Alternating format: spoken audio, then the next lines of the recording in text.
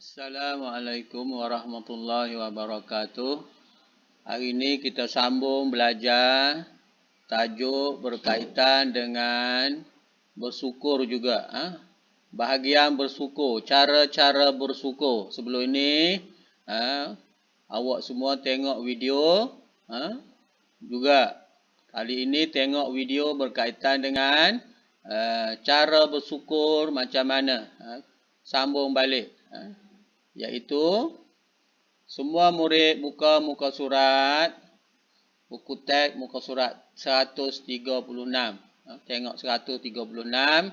Inilah cara-cara bersyukur yang perlu kita ketahui.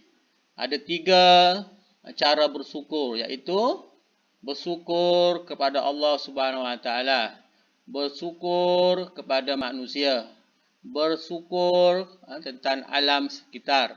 Maka bagaimana kita nak menunjukkan kita tu bersyukur kepada Allah Subhanahu Wa Taala? Okey, perhatikan betul-betul, tengok buku teks. Okey, yang pertama ini solat fardu. Solat fardu. Kita perlu menunaikan solat fardu 5 kali satu hari. Itu tanda kita bersyukur kepada Allah Subhanahu Wa Taala. Kemudian yang kedua itu tanda bersyukur juga membaca Al-Quran. Membaca Al-Quran. Sebab itu pada peringkat awal kita belajar Al-Quran, belajar membaca, kemudian belajar memahami, kemudian kita menghafal bacaan-bacaan Al-Quran, khususnya surah Al-Fatihah supaya bacaan dengan betul. Kemudian seterusnya bersyukur kepada Allah Subhanahu Wa Taala iaitu qanaah dalam kehidupan kita, iaitu menerima apa sahaja pemberian Allah kepada kita. Pemberian Allah kepada kita. Sama ada kita dapat makan. Sekarang ini Alhamdulillah. Walaupun kita bersyukurlah apa sahaja yang kita diberi oleh Allah Ta'ala rezeki. Kemudian selalu mengucapkan, selalu menyebut Alhamdulillah. Alhamdulillah. Okey.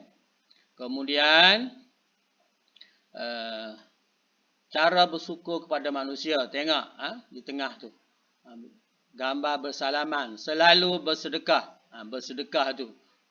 Maknanya orang yang dimurahkan rezeki perlu bersedekah kepada orang yang miskin, orang yang susah, orang yang dalam keperluan. Khususnya dalam masalah COVID sekarang ini, ramai orang yang tak kerja. Tak kerja, ataupun diberhenti kerja. Orang yang berkemampuan boleh bagi sedekah kepada dia.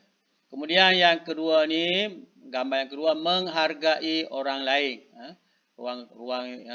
Menghargai orang lain. Kita hargai, mengucap terima kasih apa saja yang dia bagi pada kita, dia tolong kita, perlu mengucapkan terima kasih.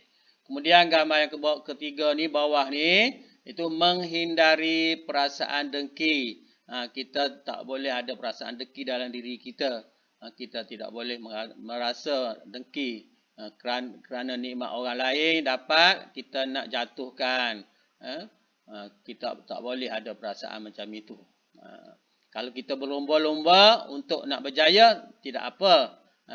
Tapi kita berniat untuk nak menjatuhkan orang lain, tak boleh. Nak memberi kesusahan kepada orang lain, tak boleh. Mengambil harta dia, tak boleh. Tak boleh.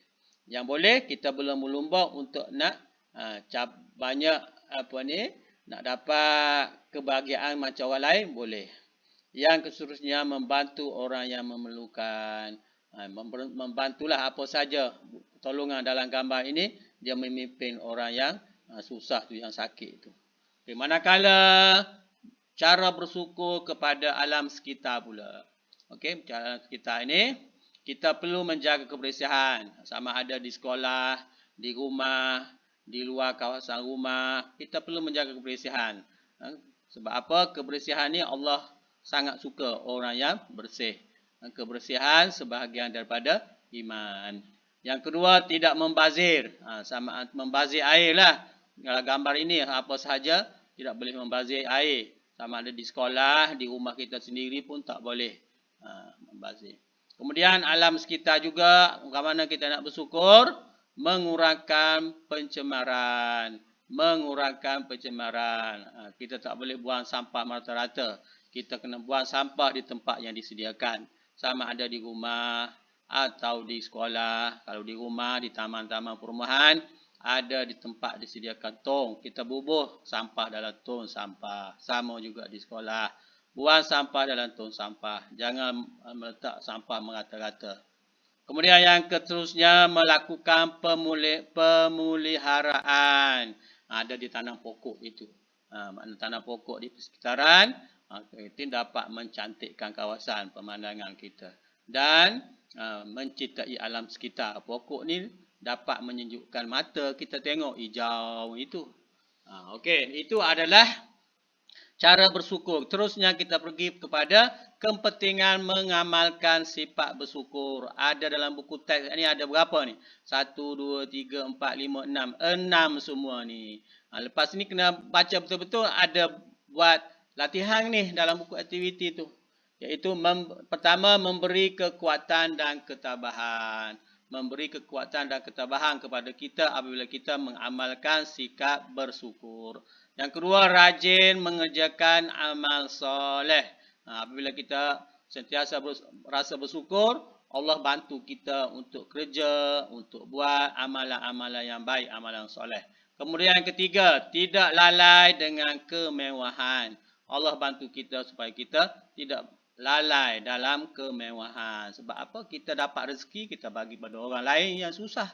Okey, yang keempat, diredai Allah Subhanahu Wa Taala dalam kehidupan. Diredai Allah Subhanahu Wa Taala dalam kehidupan. Apabila Allah Taala reda, perasaan tenang akan dapat pada diri seseorang yang sentiasa bersyukur. Kemudian yang seterusnya, diganda nikmat oleh Allah Taala.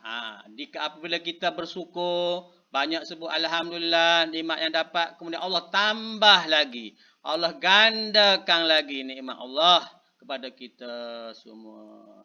Kemudian yang seterusnya terakhir dalam buku teks ini, kepentingan mengamalkan sikap bersyukur sebagai bukti menghargai nikmat Allah Subhanahu Wa Taala. Itu tanda-tanda kita menunjukkan kita itu bersyukur atas nikmat yang diberi oleh Allah Taala. Guna nikmat yang Allah beri kepada Allah Taala itu kepada kita itu untuk buat ibadat khususnya. Allah Taala bagi sihat, kita boleh buat solat. Kita boleh mengerjakan solat. Kita boleh puasa bulan Ramadan. Ada rezeki lebih, kita boleh sedekah kepada orang. Ini adalah kepentingan mengamalkan sifat bersyukur. Hari ini kita belajar sambungan dua perkara, iaitu cara-cara bersyukur dan kepentingan mengamalkan sikap bersyukur. Lepas ini buat latihan dalam buku aktiviti. Sekian, terima kasih.